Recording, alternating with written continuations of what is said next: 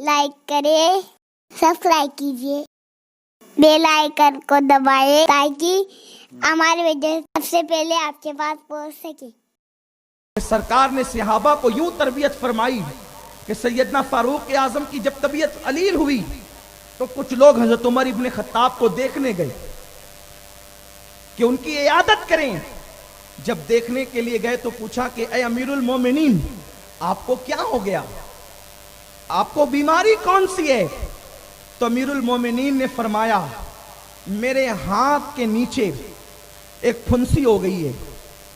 तो किसी ने अजराए मजाक कहा, अमीरुल मोमिनीन, ये हाथ के नीचे फुंसी, ये कुछ लंबा सा जुमला हो गया है, इसको शॉर्ट भी किया जा सकता है।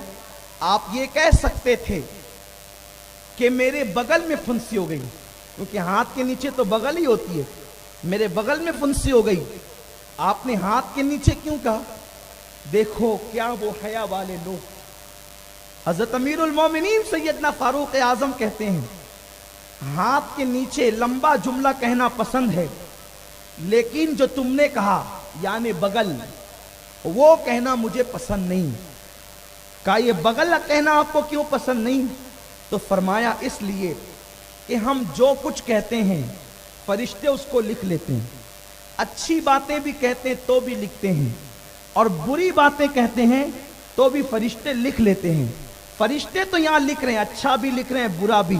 तुमने 2 जुमले कहे तो लिखा, 5 कहे तो लिखा, 10 कहे तो लिखा, अच्छा कहा तो लिखा, बुरा कहा तो लिखा, सब लिखा। जब कयामत के दिन तुम अल्लाह की बारगाह में हाजिर होंगे तो अल्लाह फरमाएगा, इक़रा किताबक, पढ़ अपना नामे अमाल। यानी जो तुम बकबक कर चुके हो, जो कह चुके हो, कोई रिकॉर्ड करे ना करे, कोई जमा करे ना करे, अल्लाह के फरिश्ते लिखते हैं। तो अल्लाह फरमाएगा, पढ़ अपना नामे अमाल।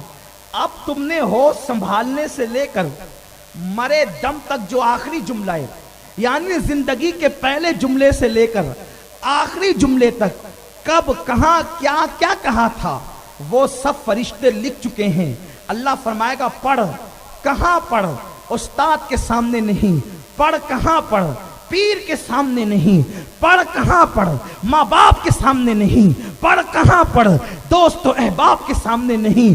पढ़ अल्लाह की बारगाह में, रब की बारगाह में। खुदा का सामना है, कहार और जब्बार खुदा, रहमान और रहीम खुदा, अदल की कुर्सी पर अपनी शान के मुताबिक जलवागर होने वाला खुदा मौजूद है और फरमा रहा है, पढ़। हजरत फारूक आजम कहते हैं, जो तूने कहा ना, यानी लफ्ज़े बगल अगर मैं कह देता तो फरिश्ता उसको लिख लेता।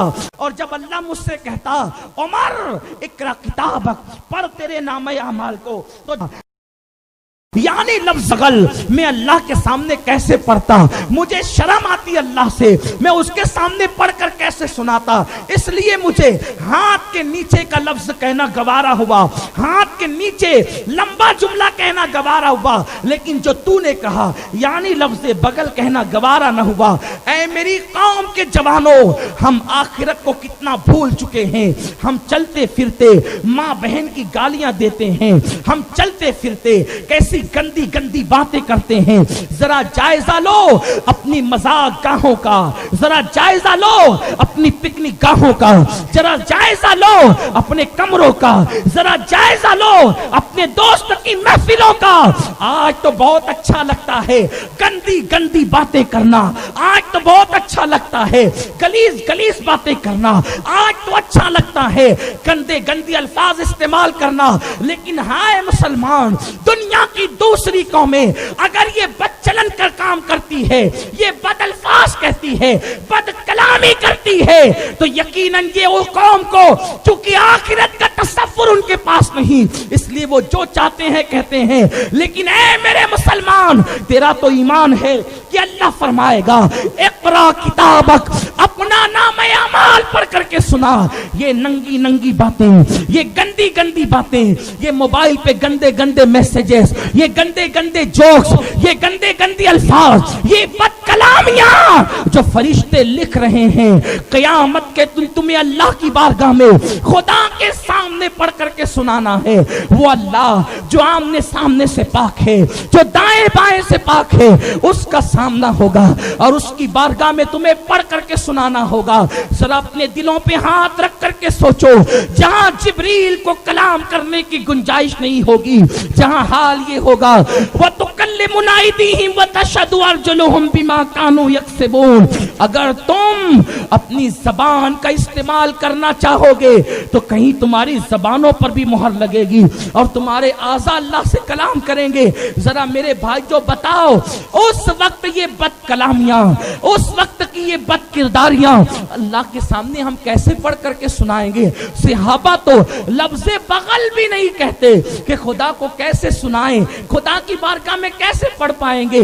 اللہ اکبر، ہم کیا کیا کہتے ہیں، چلتے پھرتے گندی گندی مذاق. ذرا سوچو تو صحیح میرے بھائی، اپنے حال پہ رحم کر، اپنے ایمان کا جائزہ لے. جہاں حیا نہیں وہاں ایمان نہیں، جہاں حیا نہیں وہاں ایمان کی مضبوطی نہیں. ہائے ہائے، اللہ اکبر. حضرات صحابہ کرام کا حال تو یہاں تک تھا کہ صحابہ اپنی بیویوں کے ساتھ بھی ایسے الفاظ بولنے سے پرہیز کرتے تھے جن میں بد کلامی کا شائبہ ہوتا تھا. وہ اپنی بیویوں سے بھی ایسی باتیں نہیں کرتے، اور اگر باتیں کرتے تو ان کو ایسے الفاظ دیتے جس میں بد کلامی کا شائبہ تک نہ ہوتا. لیکن اس قوم کو کیا ہے، بس زبان چلتی رہے. کچھ لوگ تو ہنسنے ہنسانے کے لیے ایسے ایسے جوکس بناتے ہیں کہ جس کے اندر کھلی بے حیائی ہوتی. بلکہ اب تو میرے آقا صلی اللہ علیہ وسلم فرماتے ہیں، جو کسی کو ہنسانے کے لیے باتیں گڑے وہ اپنے آپ کو جہنم کے لیے تیار کر لے. اور تم میں سب سے بہترین انسان وہ ہے کہ کم بولے، اور جب بولے تو حسین الفاظ کے ساتھ بولے، اچھے الفاظ کے ساتھ بولے. کمنٹ شیئر ضرور کریے.